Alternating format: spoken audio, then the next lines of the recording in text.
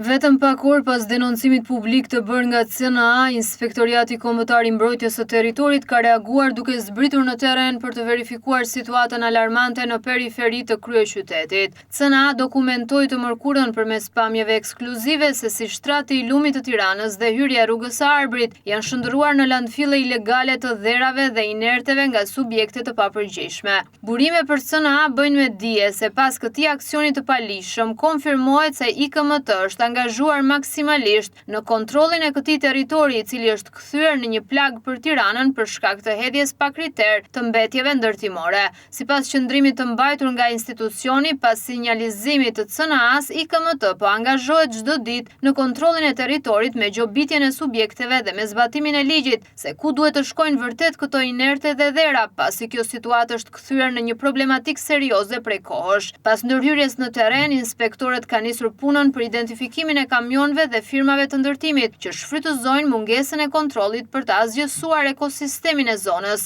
CNA denoncoi një ditë më herët se ky krim mjedisor po bllokon rrjedhën natyrore të ujit dhe po shkatëron anët e rrugës duke krijuar një katastrofë të vërtetë në hyrje të një aksi të rëndësishëm si rruga e Arbrit.